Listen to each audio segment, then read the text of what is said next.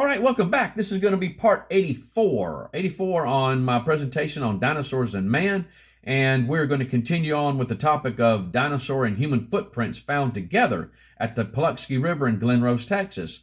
And guys, if you'll notice on the screen here, this is John D. Morris. Now, he is with the Lord. He passed away in December of 2023. But he had a huge, extensive background in geology. But let's go through some of his credentials here, and that way, before he begins on what he was able to find out about that area, you have a background on him. But in this video here, we are going to be talking about the formation of the tracks, in the area as a whole. But John received his doctorate in geological engineering at the University of Oklahoma in 1980. He served on the University of Oklahoma faculty before joining the Institute for Creation Research in 1984.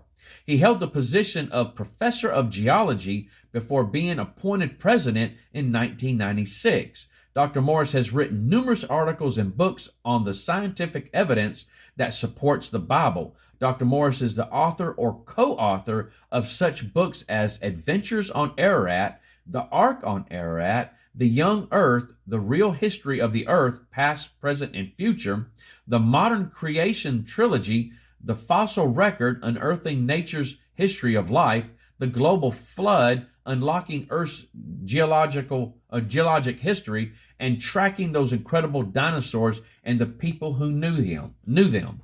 Now, this is what Dr. Morris has said about the area and the formation of the tracks. How would they be able to be formed? And as I'm going through this, you're going to see a chart that's going to pop up. And this will give you a visual aid. As I'm talking, you will have a visual aid on being able to see what I'm talking about in relation to what he's saying. But he says, 3 geologic units bear on the existence of the tracks: the Paluxy Formation, the Glen Rose Formation, the Twin Mountains Formation, which comprise the Trinity Group.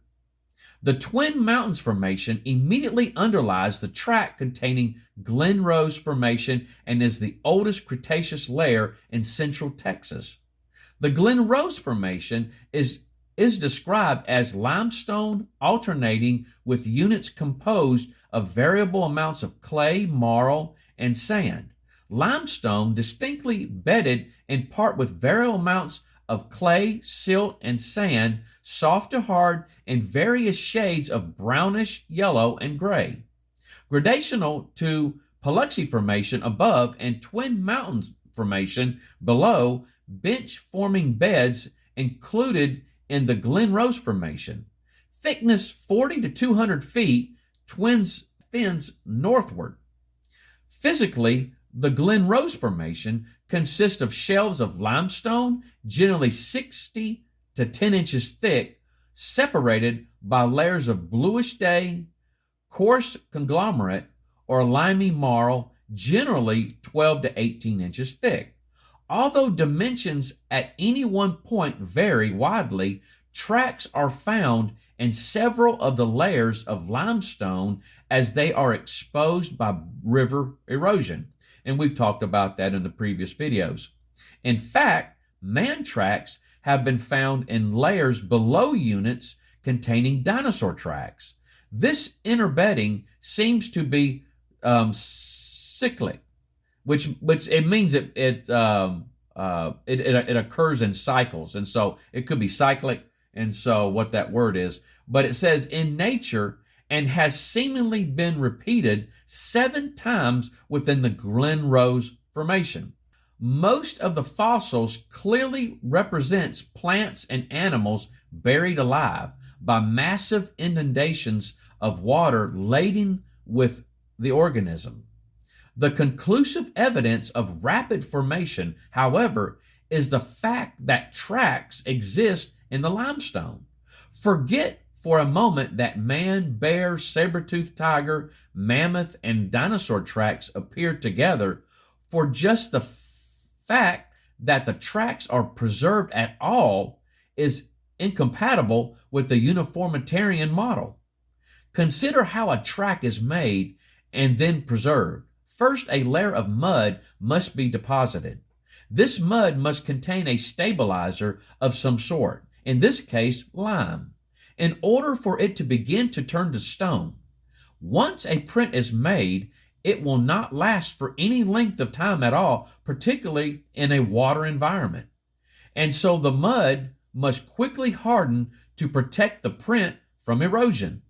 But even a print in hardening rock will eventually disappear unless other preservative steps are taken.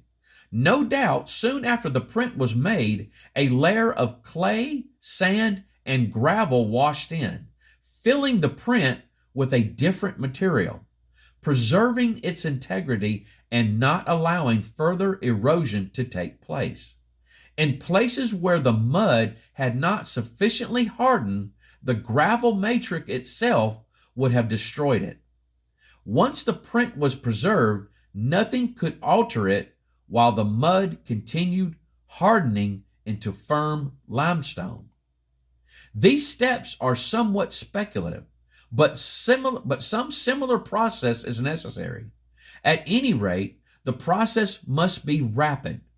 A print in mud will disappear within a few days. Any exposed print in hard rock will disappear in a few years. The hardening mud must be protected by an overlying layer, but the deposition of that layer must not destroy the print. There is no room here for millions or even hundreds of years. The process has to happen fast, but the process is undoubtedly rare, as evidenced by the fact that fossil footprints are relatively rare on a worldwide scale.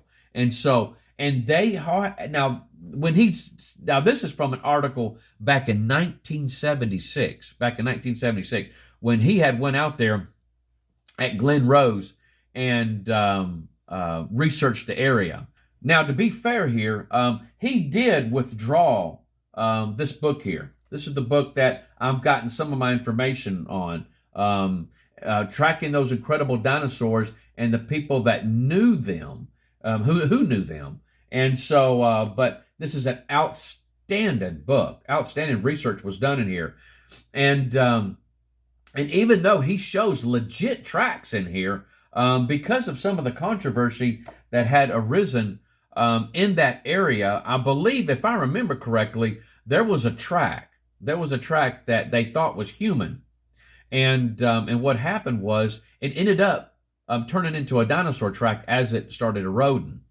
And so I guess just to err on the side of caution, he withdrew the book. And there was a documentary that was done also, I think Footprints in Stone, and they withdrew that also. And so I guess, like I said, to err on the side of caution, though they had actually found legit tracks out there. I mean, I really hate that because, you know, you can always make a mistake. It's just an honest mistake. It's no big deal. You know, I mean, take anything, take any type of career that's out there. Doctors make mistakes all the time in medicine and hospitals and stuff. It doesn't mean that the whole practice, the medicine practice is bad and we should just walk away from it. And so, but because he has some really good information in here and really good research done in here, but he did withdraw the book. And so I don't know if Institute for Creation Research, I don't know if they've have changed their minds. I have heard that certain people in there have given it a second look and supported the tracks out there, but that's what happened with at least this book here. And so, but you can still buy it online. I saw it about a week ago. About $10 for the thing, and you can buy it. I think I saw it on eBay. And so it's an outstanding book to get. And so, but we're gonna still talk about that, the controversy and some of the things that people have said about some of the tracks. And but again, for these tracks to to be preserved, they would have to harden at least somewhat and be covered up by a different material, and that would preserve those tracks until they are discovering them, even as we speak, in this Paluxy River. Whenever that, they called it the Great Flood of 1908, is what they called it, the Great Flood of 1908. When that water came rushing through there, it picked up large slabs, because that stuff was in, like I said, sedimentary rock. So it was in different layers. Well, one of those layers got picked up and taken down. Well, that layer that picked up exposed the tracks that were there. And so, there is undoubtedly more tracks in the area just waiting to be discovered, because they're not just in that one river, but if you take the banks, if they was to uncover that overburden in those areas, they would undoubtedly find more dinosaur tracks and human tracks. There is no doubt about it. But hopefully with the ground penetrating radar, they can get out there and really discover some things. And so that has been hidden. But at any rate, guys, we'll stop right there and we'll continue on in the next video. But you guys take care. I love you, and y'all have a great day. Bye-bye.